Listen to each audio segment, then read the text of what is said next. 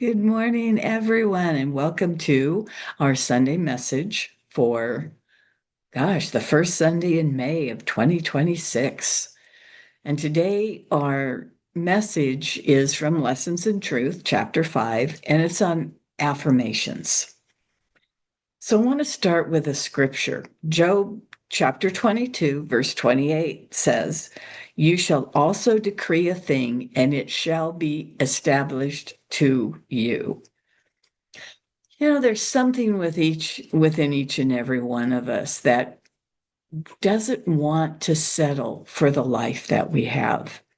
It's a quiet voice that says there must be something more than this, more peace, more clarity, more purpose, more life.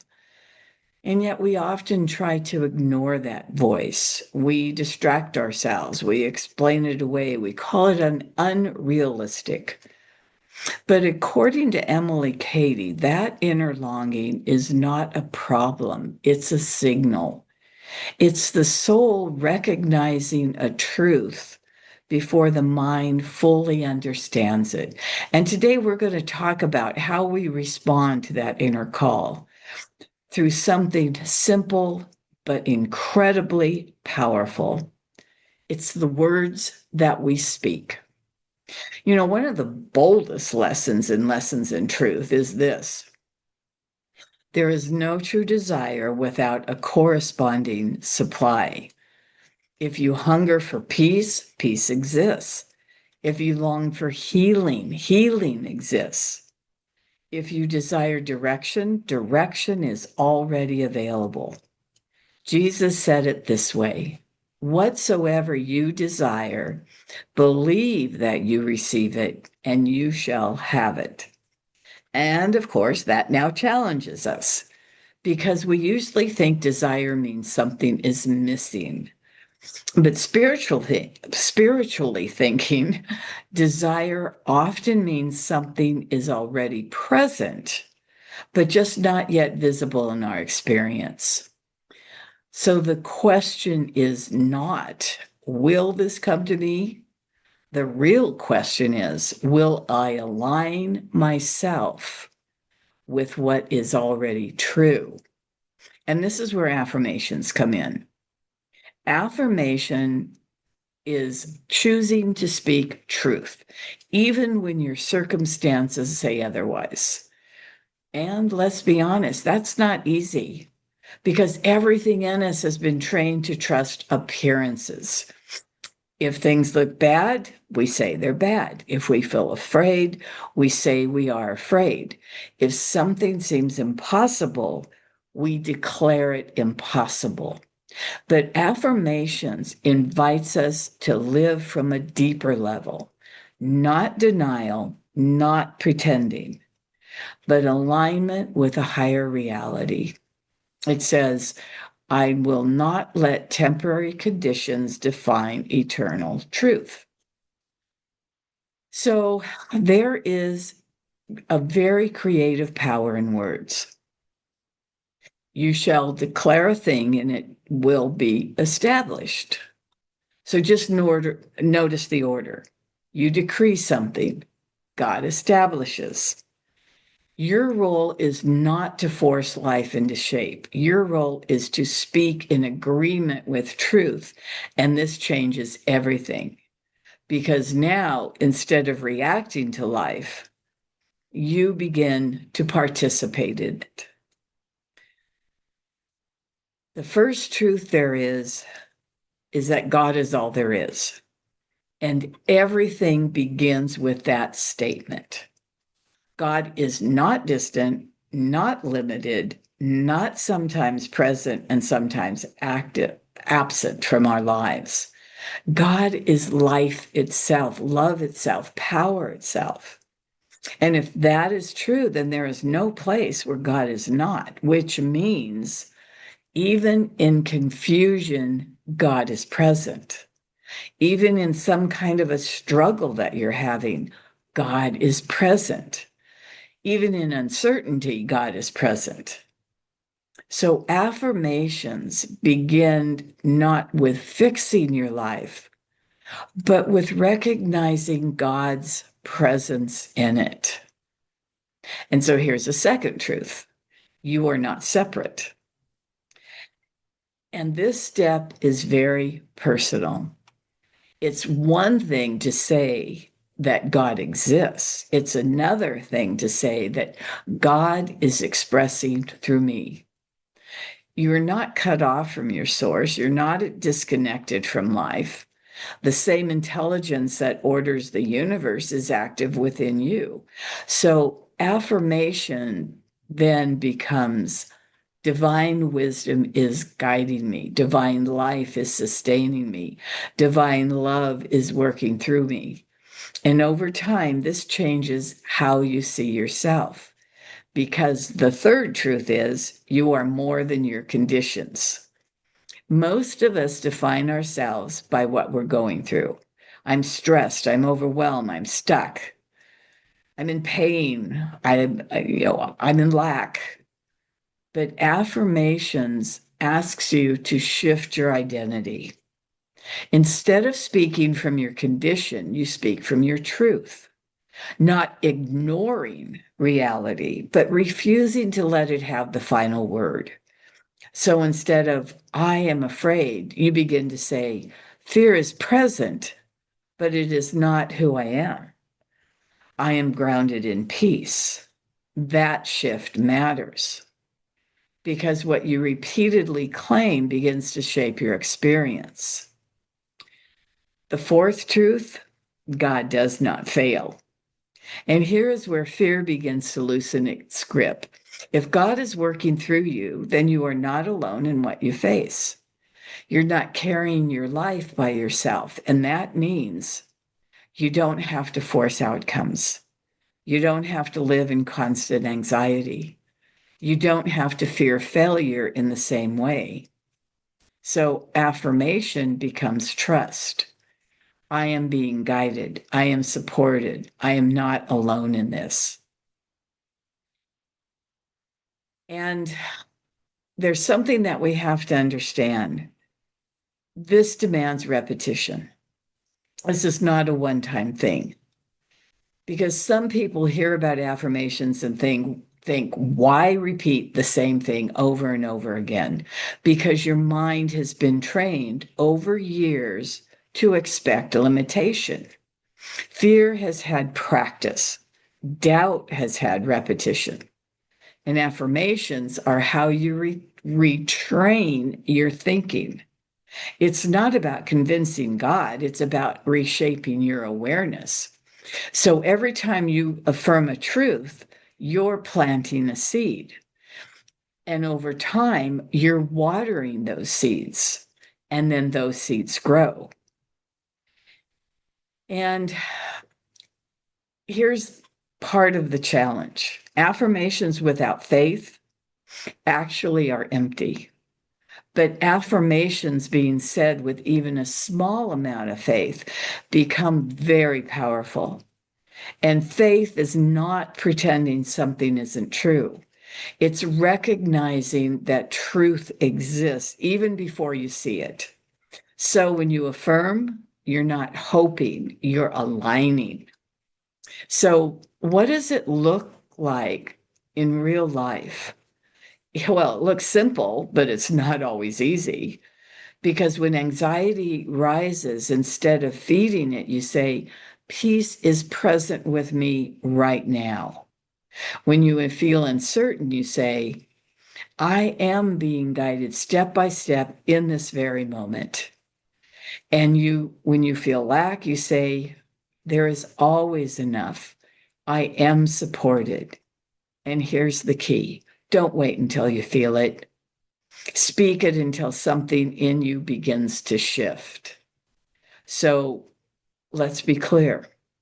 Affirmations are not about ignoring reality or avoiding responsibility. You still take action. You still have decisions to make. You still face challenges, but you do it from a different place, not from fear, but from trust, not from panic, but from alignment. So here are some simple affirmations. And it's just a simple invitation for you this week. Choose one truth, just one, and say it over and over again.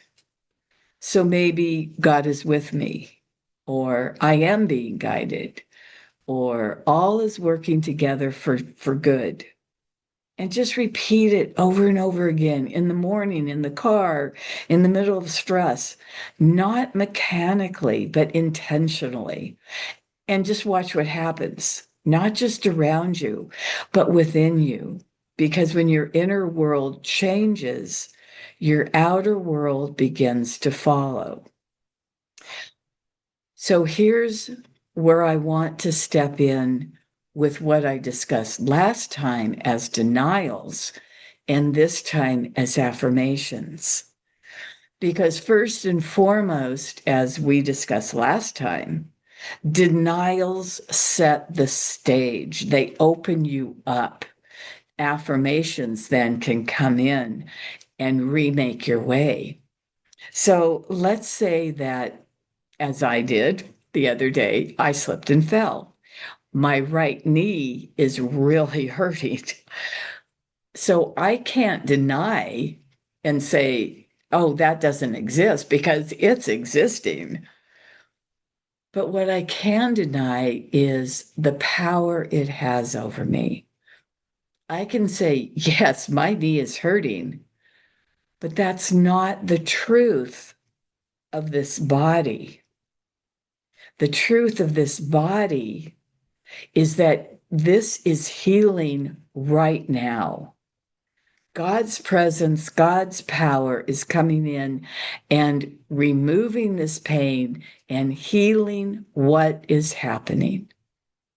So I've denied the power it has over me. I've made an affirmation about its health. And then I can just stick with the affirmation from then on. And if somewhere down the line later today, I get caught into the pain and how it's hurting, and maybe my mind will go into some direction of, oh my God, did I tear something? It's like, stop, wait. That is not the truth of my being.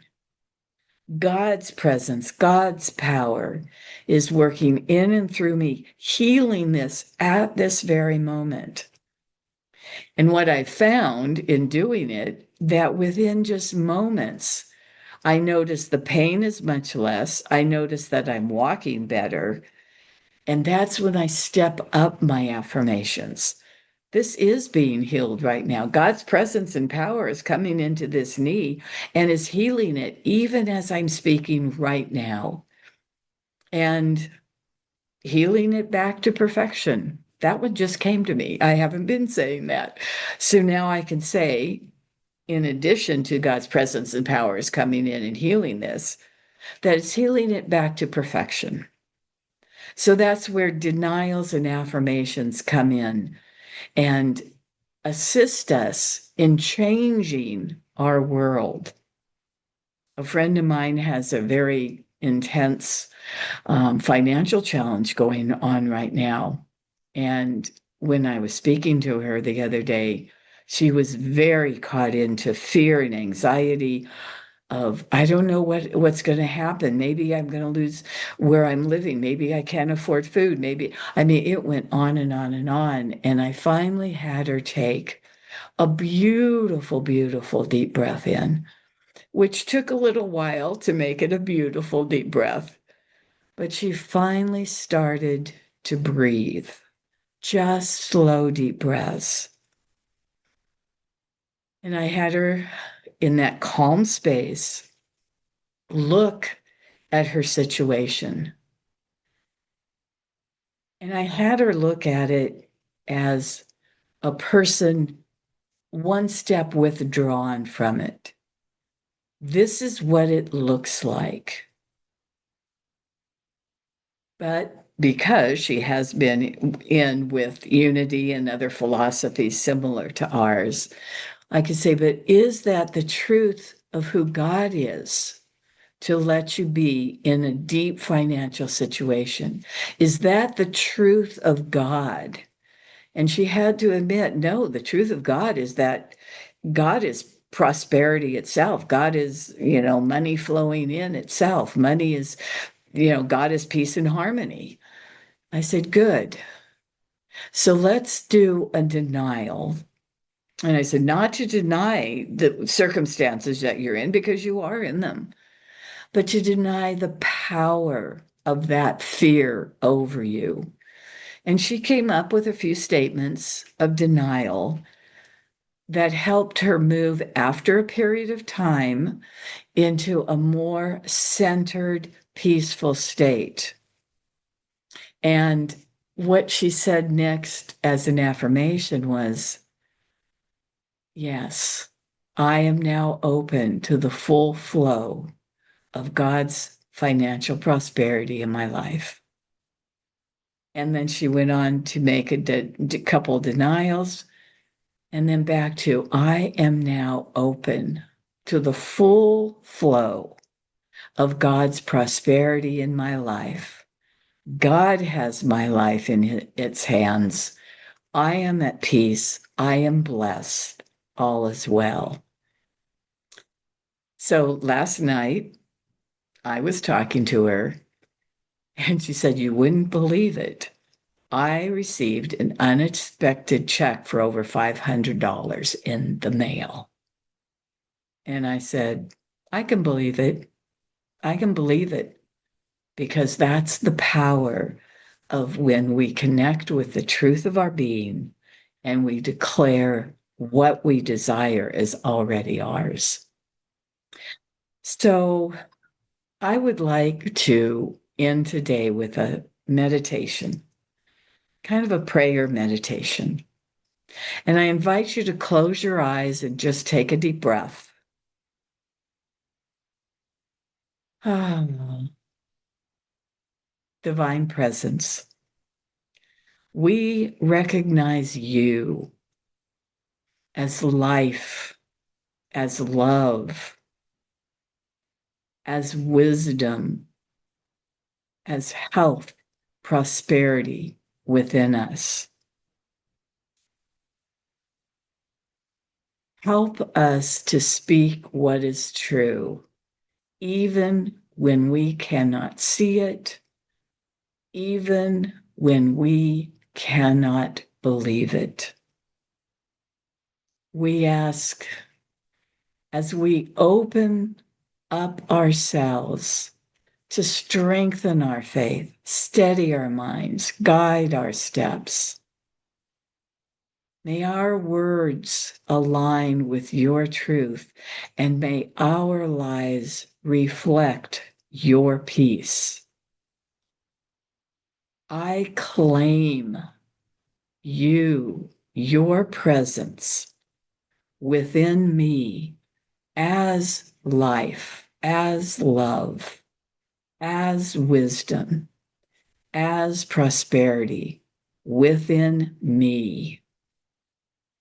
I now choose to speak what is true, even when I cannot see it, even when I have a feeling of unbelief about it. My faith is strengthened. My mind is steady, and you are guiding my steps right now.